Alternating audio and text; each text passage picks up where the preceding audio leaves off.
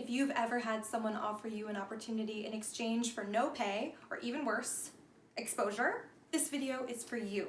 Today I'm super excited to be talking about something that I've been doing for a very long time. I'm going to share how I usually handle these types of conversations professionally without burning bridges, and how I like to sweeten the deal for myself by using simple, easy questions.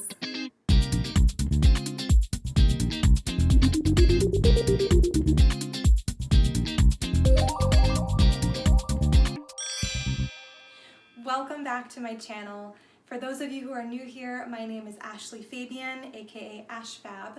This is Fab on a Dime, where I share my journey as a frugal diva on a budget. Before we get started, if you are looking to join a community of encouragement and inspiration to achieve all of your financial goals, be sure to like this video and subscribe and turn on your notifications so you can see all of my new exciting content. If you are self-employed, especially as an artist, you're probably used to being asked for your services for free. This is the most annoying part of the job for me as an opera singer.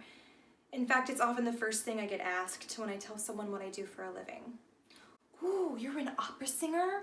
Can you sing something for me right now? Yeah, you know the feeling. When dealing with companies or individuals who have the nerve to ask you to work for exposure, I have found a very simple way to get out of these situations and ways to make those opportunities worth my time. So I'm going to talk about both of these things separately. First, I'm going to talk about how to decline an offer and how I word my emails and conversations in order to keep everyone happy and avoid burning bridges.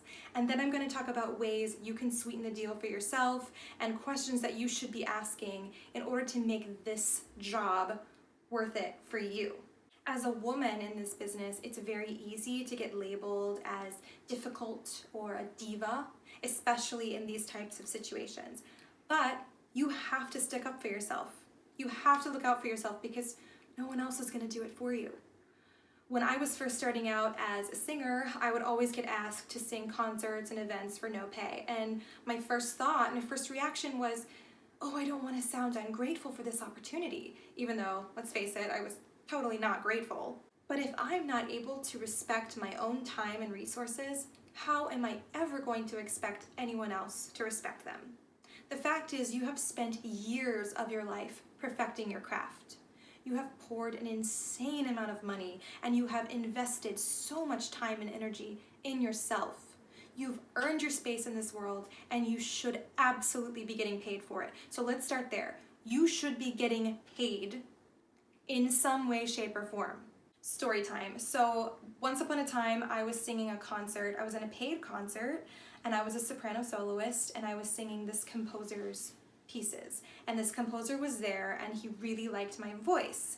So we got to talking, and he was telling me about all of his upcoming projects and how he really wanted to work with me again. And he started telling me about this concert he had lined up at Carnegie Hall. And he really wanted me to come be the soloist at this concert at Carnegie Hall. And already I'm starting to see some red flags in this conversation. He didn't want to pay me for this concert. He was saying things like, oh, it would just be such a great opportunity for you to sing at Carnegie Hall. So at the time of this conversation, I was very vague with him. I didn't want to just come right out and say, no, I'm not interested, thank you. So I was very nice and polite, and I said, I would just absolutely love to work with you again. Just reach out to me with the details when the time comes, and then we can talk about it.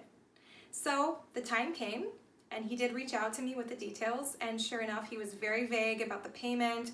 He kind of hinted that there might be some payment, but probably not, and it would just be such a great exposure opportunity for me. At this point, I knew I had a choice. I could either decline, or I could try and negotiate the details a little bit.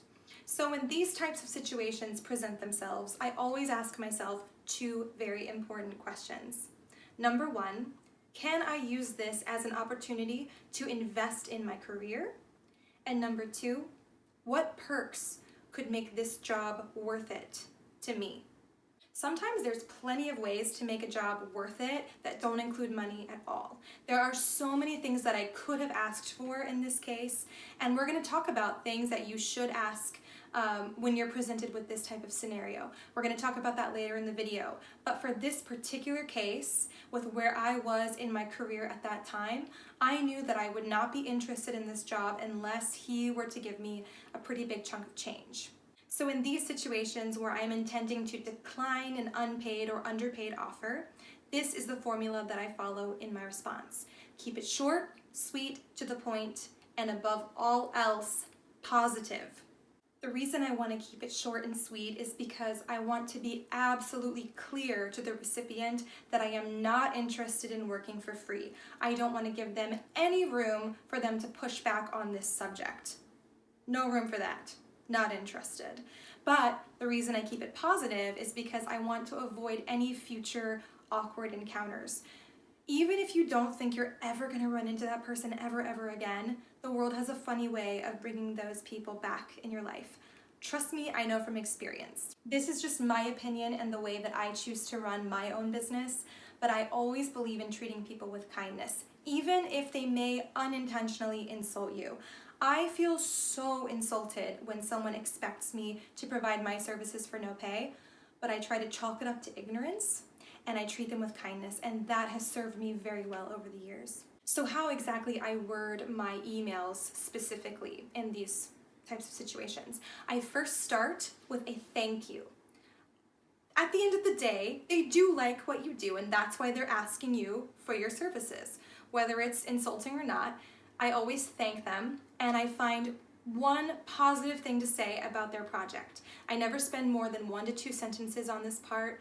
I don't want them to get the impression that they can convince me to work for free. The next thing I do is I give a sentence about the work that I've been doing.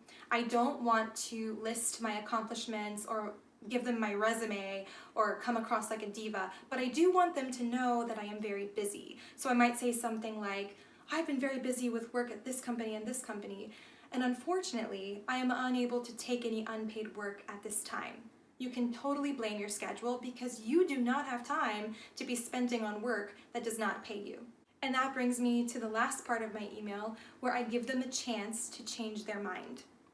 I say something along the lines of, however, if an honorarium were granted and able to cover the cost of my professional travel and lodging expenses, I would be more than happy to consider the date for this concert. Then I sign off, I say I hope our paths cross again soon, and I wish them all the best. So you see how short I kept it. It's maybe a total of 5 sentences. In order to recap, we have a thank you, saying something positive to them about their project. You want to tell them how busy you are and that you're unable to take any unpaid work at this time. You're going to give them an opportunity to change their mind and to pay you. And lastly, you're just going to sign off in a very nice way. Remember to keep it clear because you don't want to send a wishy-washy email that sends the wrong message. However, if you think that you could make this worth your while and you'd like to sweeten the deal and accept the offer, you have to advocate for yourself. So here are a few things that you might consider asking for. If they insist that the exposure is good enough compensation for you, make them show their hand. Literally force them to prove that to you.